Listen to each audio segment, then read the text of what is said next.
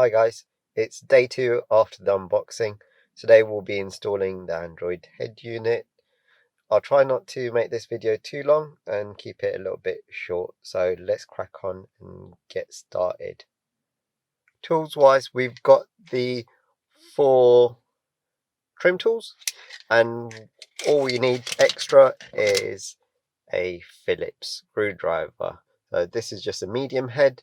There's 2 trim pieces we need to take off. First, we've got the left fascia down here, and then we've also got our little start button and this little panel here. This left hand trim panel here on the passenger side, it's blocked by the air vent. So what we'll be doing now is open up the door. We're going to take off this panel here. This panel here just needs a sharp yank. Be gentle but firm. Pull the panel off. Next we can see 1 screw inside. Take this off. We'll move on and grab our trim tool. I've gone for this one here.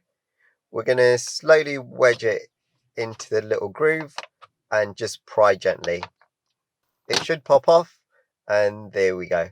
Grab our next trim tool, slowly go around, and that's there, popped off away. For the heater controls, if you feel down the bottom, you should feel a bit of a line, a little ridge here. Put your fingernails here and slowly yank out. Grab your trim tool, and that's popped out. Just wiggle it about gently. We're going to leave that at the bottom for the moment. So now we've taken off the heater controls, the start button panel should come off. Just gently yank outwards towards me. Here it comes off. I'm going to leave the wires connected and just drop it down below like that. Next, underneath we've got 2 screws here, 1 screw here and another screw here. We've got another 2 screws, 1 more down here and another one over there. Unscrew that. Driver side screw. Now that we've got all 4 screws off, it should be a case of just pulling this panel and it should come out quite easily. Let's take that off. Now that we've got that off, what I'm going to do is disconnect all the wires. Brown cable on this side, a grey plug. It's got a little latch on this on the left hand side. Press that in, pull it out. Next we've got the GPS antenna, I believe, blue plug. It's got a latch as well. Push that down, out that comes. Got a black plug, another latch. Push that down and that pops out. 2 white plugs. Push that in, it's just past the clip, and wiggle that out. And another latch again. Push that in and wiggle that out. We'll move this out of the way. So these connectors won't directly connect onto our radio. That's why we've got all these wiring looms that have come with the radio. These kind of interface with these cables and connect onto the new radio. We'll take out the wires and fit them onto these cables and have them ready so we can directly plug the new radio in. We'll start off with the easy and familiar connectors. I bought this extra loom. This basically will now interface with the GPS wire here and use the existing GPS antenna. The radio did come with its own little GPS antenna. If you haven't got Satnav, you'd be using that. Let's get this connected. Blue end should just pop into there. Mini USB connector, plug this directly into there. This is the DAB antenna. I opted not to go for the DAB receiver. All these Chinese Android units do not have DAB radio. I hardly ever use radio. I didn't feel the need to buy a little unit for that. Brings us to our main wiring loom. This side should go to the car. It's got 3 connectors. They should be different and they should only go into the correct ones. There we go. That pops in and this connector here, that pops in. Next comes the FM bit, and that should go in one direction as well. And that pops in. Brings us to our CAN bus unit. This should go into this white wire, I hope. Yeah, this should be all the connectors that we need. We need to make sure we've got the car off, so the car is switched off. You can take the battery off, but as long as you make sure the car is off, you should be fine. We're going to unplug these wires. We've got two connectors, little latch here, push that in, pull it out, and again a latch, push in and pull out. That's taken off our unit here. So we've got the heater control unit and the plug for that, and we've got the airbag lights. We need to take off 1, 2, 3, 4 screws, move it onto our Android head unit here. We've also got these little tabs. See if we can move it onto there. One screw here, the second black screw on this side, and that should let us pull this little ABS unit out of the way. We'll put this into the radio like so. Use the same black screws, one on this side and the other one on that side. That's a nice flush fit. We'll go back and now remove our heater controls. First screw, second, third, and our fourth screw. There's some small tabs. Lift that off there. Grab our new radio, drop this in, and it should be all lined up. Looks good. Put all of these 4 screws back. I'm just going to do it moderately tight. Just don't over tighten them. It is plastic. We have got some tabs. It came in a little packet like so. So we're going to stick these on to here. We've got 2 tabs. I've had to grab a smaller screwdriver. It is just a precision Phillips screwdriver. I'll put these little tabs on now.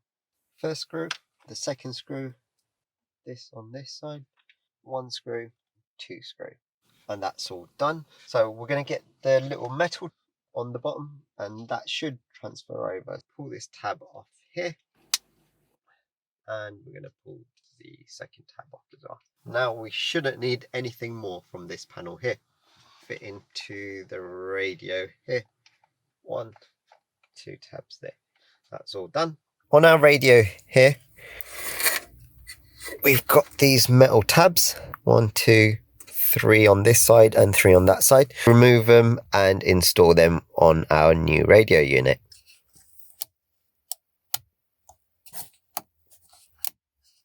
There you go, that side's done. We'll do the same for the other side, and that's all done. I've got the little bubble wrap laid on top so it doesn't scratch the unit. Got the unit laid on top. We're going to connect back the heater controls and the ABS wiring loom. This little plug should go in here. Other plug over here. Back to the unit. Our GPS is plugged into here, the very top one. And that's all connected. The bottom one would be your 4G antenna.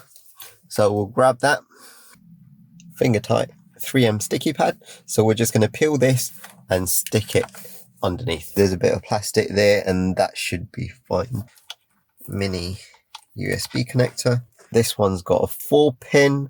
So the only other 4-pin socket is down here.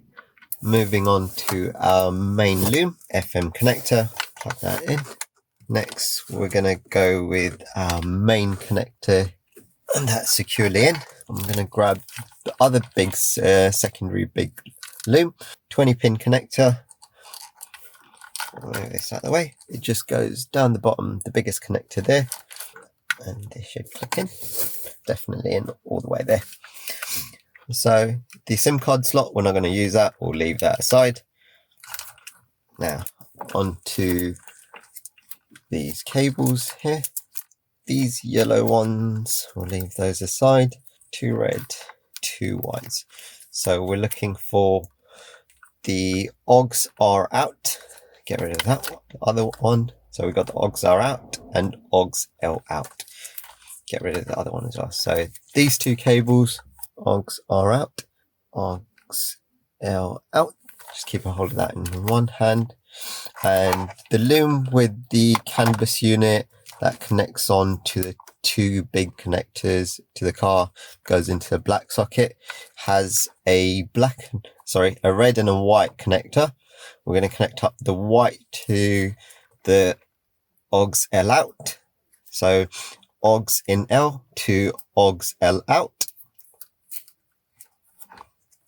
And we're going to connect the red wire from the car, OGS in R from the car, to the loom that goes to the radio, OGS R out.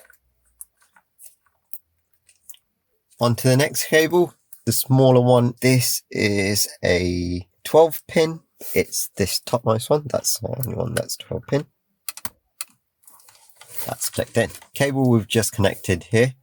The yellow wire, we're going to keep hold of this in our right hand. We're going to go back to the loom with our canvas box that has the two connectors and goes to the black plug. On here we have a yellow coax connector and it says camera. Camera from the car goes to the camera to the wire that we just put in. So this connector here to this loom here, that connects directly onto that. On that other loom with the SIM card and everything, there were a lot more connectors. Like there's 3 yellow connectors, OGS R in and OGS L in. So if you wanted to have video input, I guess you'd be using these wires, but we're not having any kind of video input from an external source, so we're going to leave that aside. Back on our main wiring loom, we have this 8-pin connector. This connects to the back of the radio like so. Okay, now that everything's plugged in, let's do a dry run. We're going to quickly just prop this up and start the car up. Okay, we'll leave that like that for now, and we can start the car up.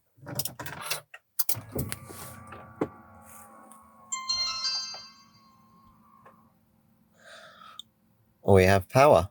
We're going to have a quick look, see if the sound's working on it and the camera's working on it. If those two are fine, we should be good to go. Let's go to radio. There's a bit of sound. Yep, I hear music. Let's put the car into reverse.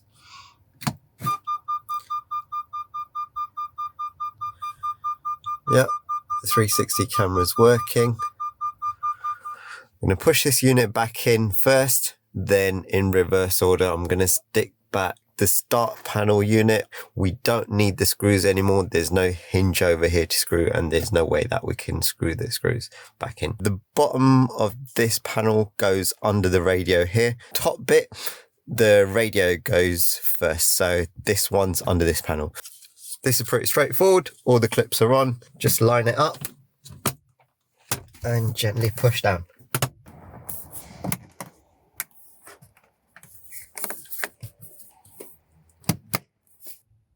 That's the installation of this Sinosmart head unit. Next time we'll look at the basic software setup. Thanks for watching.